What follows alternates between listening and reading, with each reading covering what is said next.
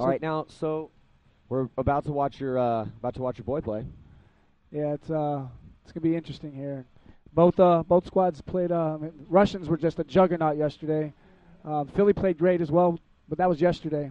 Today's a new day. When you look at the Russian line, what are you thinking? Most disciplined paintballers in all of paintball. I mean, they are disciplined. They will hold their lanes. They're phenomenal. I think probably some of the best gun shooters in the game. Their gun skills are amazing. What's Justin had to Justin Rabikoff, people that don't know, Justin was born into this sport, man. I mean, Steve, started Houston Heat, one of the biggest amateur teams, made a big splash. Then you went and played on the Ironman. Image. Won my first Avalanche. pro with the Image, yeah. You won tournaments. I think you won a title, didn't you? Yeah, I won titles, won tournaments all over the world. Got lucky to play with some of my best friends that are still my best friends. Yeah, exactly. And it was an awesome ride. Now, and you had two boys at the same time that you were raising, and one of them was Justin Rabikoff, who we're about to watch play here. And how proud are you to see him out here now playing on the pro level and really earning a lot of respect? Yeah, it's an awesome day. Him and Kevin Rudolph, because Kevin... That's like your other kid. Kevin and Alex, and they're my boys, and they're both out here playing right now, so it's pretty cool to watch them play. Yeah. And the same with that same crew as Gino. He came up with he's on Infamous right now, so that whole little DC Devastation crew, they're all out here playing, so it's a good day. And I mean, that's got to be cool too, because again, that is really a testament to understanding that as we have about 2 minutes and 40 seconds for the start of this game, is that really it's interesting how the knowledge set and skill set gets passed on. Yeah. And that's why you have a little hotspots, like bursts, little star bursts of talent and potential that come out of areas. There's so many upcoming young players out there right now. Okay, we're going to go to an interview with Tim Montresor, who's about to throw down with the Boston Red Legion.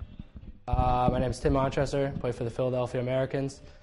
I've been on the team since 2004, the last year that we won the World Cup. So I didn't play with them in 2003. Took my beatings in 2003 with Detroit Thunder. But I came over and right before Mardi Gras in 2004, right after Detroit Thunder fell apart. I currently live in Latrobe. I moved there 3 years ago from Detroit. I run the All-America Paintball Park, which is our home field. That's about it. That's my summation right there. 6 seconds before the start of this next match. And honestly, you just saw Tim Montresor. I really like that dude, man. He's a cool cat. He's a solid dude. And you know what though? And it's interesting though, because they need a guy like that. They need somebody to take this team into its next incarnation. Because, those are people that don't understand who the Philadelphia Americans are. They used to be the All-Americans, and that was one of the top 3 teams back in the day when you were playing on the Ironman. Yep. It was Aftershock, All-Americans, and the Ironman. Those were the top 3 teams. And now they're the Philadelphia Americans, and they had some success earlier on in the NXL. They won the title in the beginning parts of the early years of the NXL. Now we're in 2008. They haven't had a lot of success at all. Really. Pittsburgh was their best event this year. But they took second at the last event. Now, that was in front of their hometown crowd and at their hometown facility, and they picked up Fedorov last year. But how this relates to Tim is that Tim, he really is, I think, the leader that could help them progress to the next level. He's good enough on the field. Like, he's a very clutch player. He can play aggressive, and he's all over the place. Plays like that Yosh Rao kind of spot, But at the same time, he's really composed. He's well-spoken, and I think he really understands where they need to go. He understands what they need to do as far as to get them into that winner's circle again and get them to be one of those preeminent teams. Plus, he's from my hometown, Detroit. So he's a Detroit boy. Detroit, That's right. 3-1-3 guy. Fusion too. All right, on the breakout right here, let's see Boston Red Legion. There they Boston go. Red Legion. Same thing they did yesterday. I think they started with their Russian line. Oh, and looks like I think that was Peridny getting shot. Oh, Russians getting chopped up, trying to aggressively push up the field. Wow, they didn't even get close to making those spots. But destroying them. Oh, wow, Philly. I literally looked over at the Russians and then looked over at Philly. It was G3 on the break. I think just the same setup that they did against us yesterday, Infamous. Yeah. Wow. Well, I'll tell you what. Then that's Britnikoff and Mishka that did that damage. And I'll tell you, players. That guy, you say underrated players, I think he's one of the best players in paintball. We talking about Mishka? Mishka, absolutely. Yeah, I totally agree.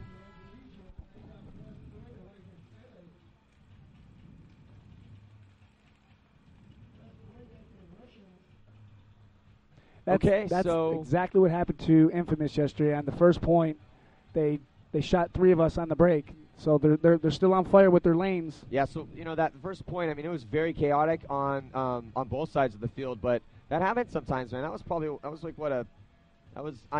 took them a while to get the flag in, but that was maybe like a 30-second point, 20-second point. Absolutely. And what happened was you had the Russians are trained so well that they're off the break shooting on this event. I mean, how much did they practice before this event? You know better because I know they practiced like 2 weeks. They've been down in Tampa, I think, for the last 8 days.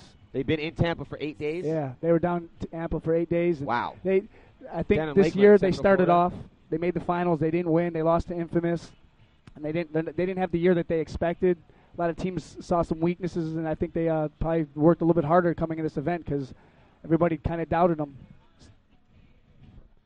Obviously, the event's not over, and this match isn't over, but not over. they definitely put some time people were doubting them, and rightfully so, because absolutely they really didn't do much this year. I mean, they lost to Phoenix, or they lost in Phoenix to Infamous. And a close match, and I think that the air blew out of that balloon for the rest of the years.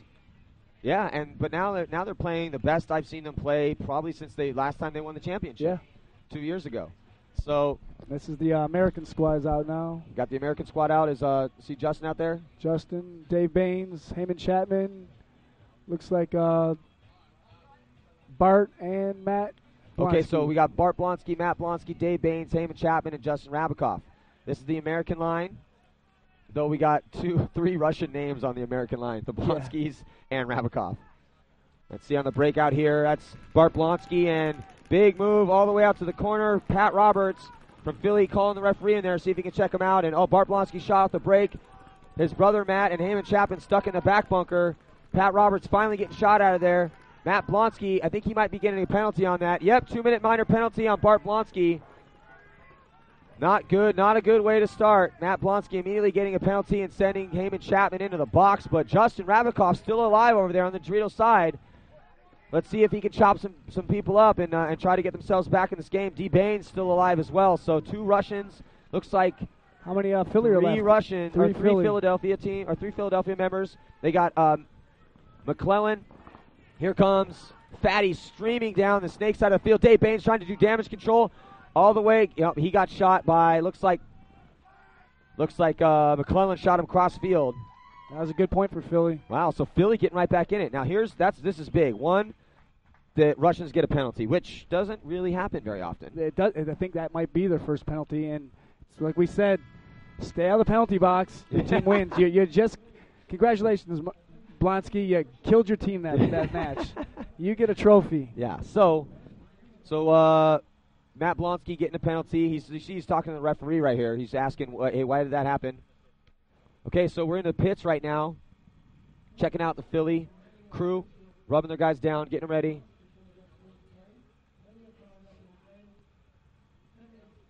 So that was important right there, not only because a penalty was assessed on Matt Blonsky, which is rare for the Russians, but Philly played that point like, hey, we saw how they whooped Infamous. We got an interview on. It's actually Matt Blonsky. They got that penalty, but we got an interview with his brother Bart. Let's check it out. Philly. The strange thing about the Philly Americans is we have not played them at all this year. We haven't come up against them once, which, I mean, it's kind of strange, but in the same way we've been watching them, we always scout all the teams, and they have a lot of good players, but I think we should be okay if we come up against them, but in the years before, those guys have definitely got 2 wins, I think, at least at World Cups. And so they're definitely a contender, And it's going to be weird playing them for the first time at World Cup after we haven't played them all season. And, of course, they have Fedorov, which is always a killer. Timmy's playing good, Fatty's on there. Jason. And then you also have Big J coaching them, which he's like a mastermind behind that, you know. So it's a good mix of guys, you know.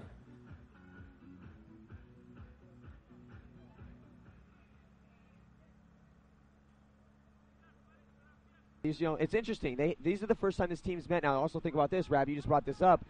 Fedorov, who's the star that Philly picked up from the Russians, this is the first time that he's played against his old team.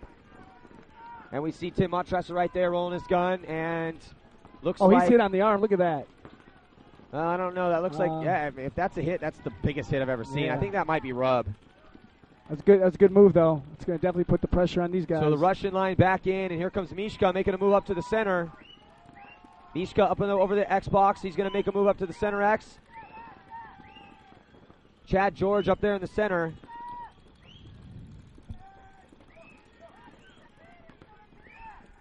You see Chad George for Philadelphia rolling his gun back and forth.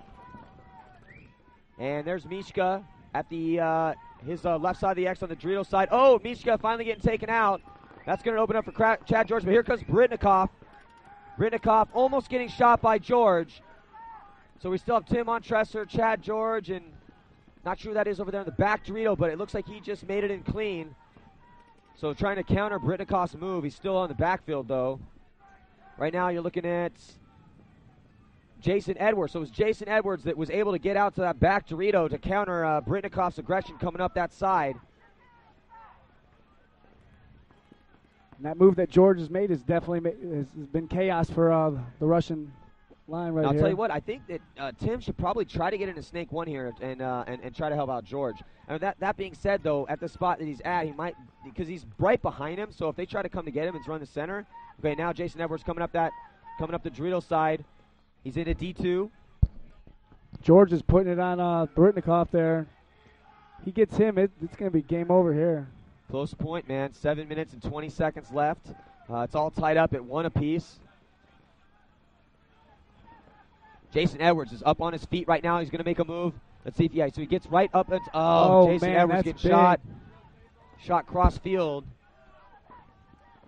Another one. Oh, and Chad George just running into guns. So the All-Americans just running into guns right now. And it's just Tim Montressor, of course, left alive. And he gets mowed down by Peridney. Philly just gave that point away. So that was Dimma. But you know what? You can't, like we said earlier, you can't run into their guns. They got great gun skills. Yeah, well, on that point right there, it was like, okay, so you basically have it where really close point. And remember, we always say, win the close ones. You want to win the tournament, win the close points. You'll win the tournament. Because when you meet up with that really good team and you play that 3-minute long point, and then all of a sudden Jason Edwards runs into a gun, Chad George runs into a gun, and now it's just Tim Montressor. So instead of being 3-on-3, now it's 1-on-3. And it wasn't like, no, they definitely it wasn't like they just got nicked as they were gliding into that bunker they were going in. No, they got destroyed a step out of their bunker. Anytime that you're making a move and you get destroyed 1 step, 2 steps out of your bunker, you really got to think about why you made that move and what you were thinking at the time. Because whatever you were thinking wasn't the right mind state. If you get nicked just barely as you glide in, or maybe like a step out of the bunker you were going to go to, or on the run as you're running a guy down or trying to bunker somebody, that's completely different. That's totally fine. That happens, and that should be happening to you. If that's not happening to you, you're not playing aggressive enough. So, got a couple questions in. Again, you can always go to PB Nation and ask us some questions if it's a good enough question. Might get on air. We have some good questions coming in right now. Last year, the Ironman, they won both the event and the title, which people got to understand that the World Cup is a hybrid event. Okay? All year long, it's like the Super Bowl or like the playoff. It's basically like the playoffs. But we put all the playoffs into 1 week. So you have your wild card division that starts on Wednesday and Thursday. Then Friday went to round 2. And now here we are in our next round. And round 3. And we're waiting to see what 2 teams are going to prevail. Already so far this morning, Ironman took down Impact in a very close match.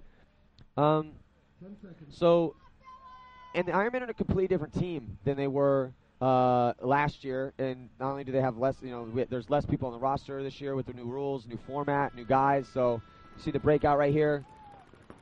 Bart Blonsky in the insert snake, his brother Matt behind him and Chapman, and here comes Justin Rabikoff. Justin Rabikoff into D2, gets a shot cross field. I think he might have taken out McClellan. who played great yesterday.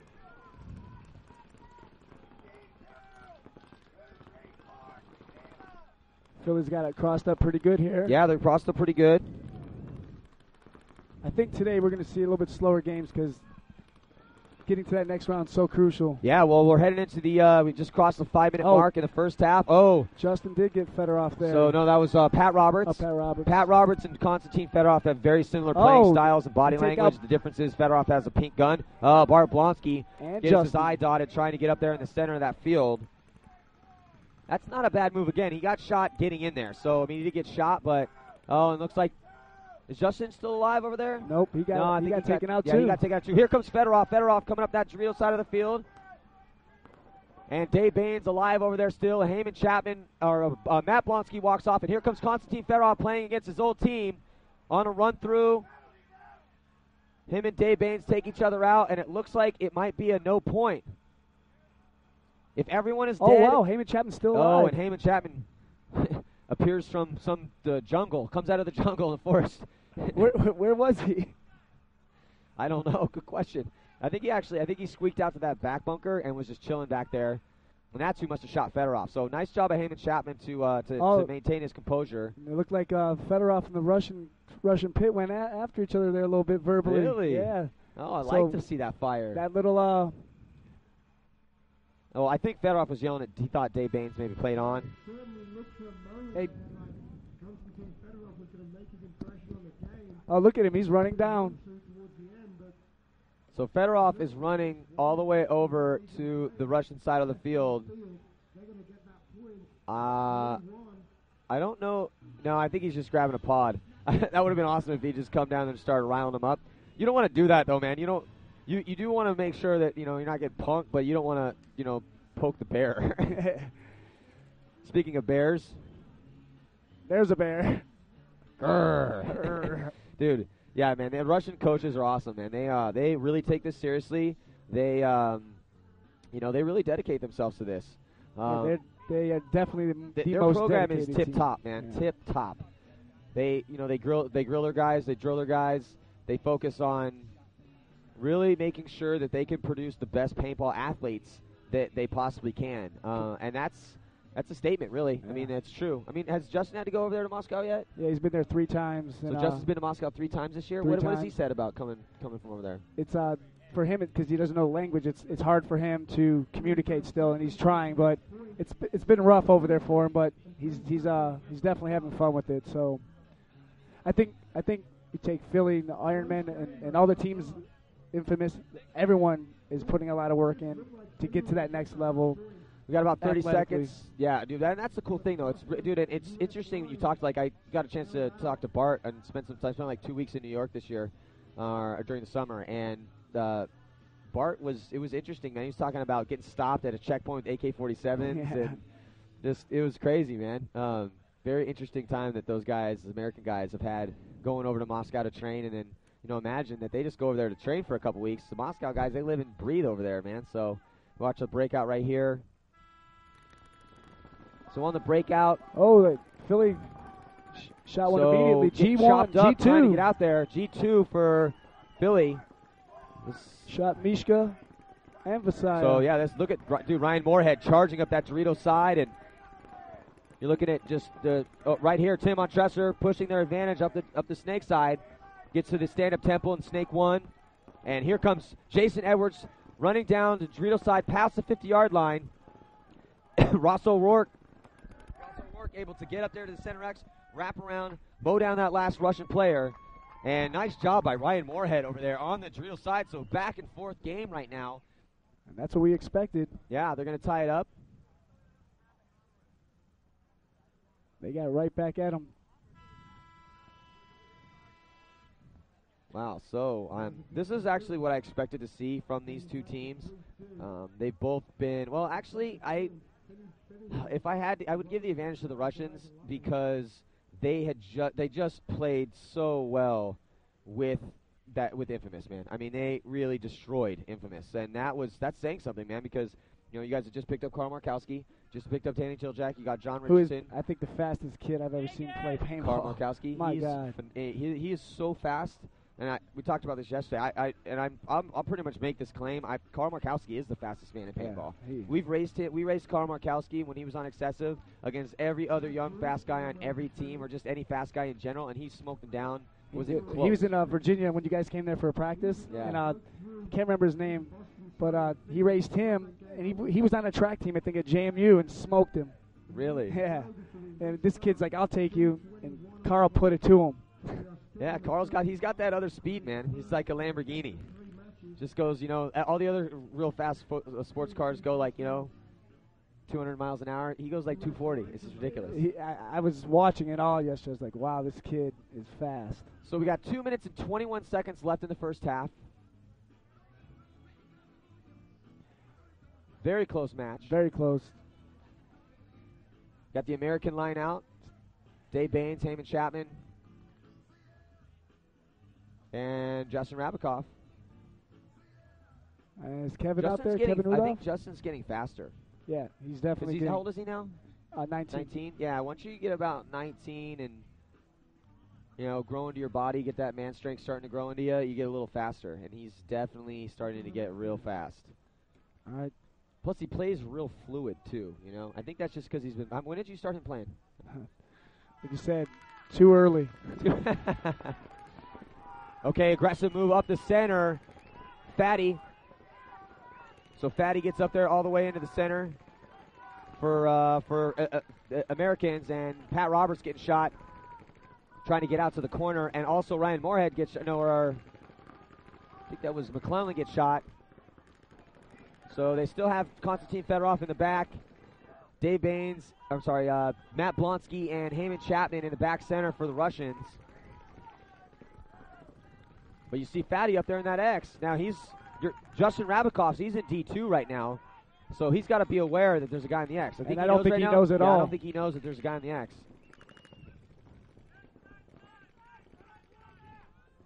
But he has nobody on his mirror right now, so there's no pressure on him. But if he moves up to that X Dorito, uh-oh. And here comes Dave Baines running to Fatty down in the center X.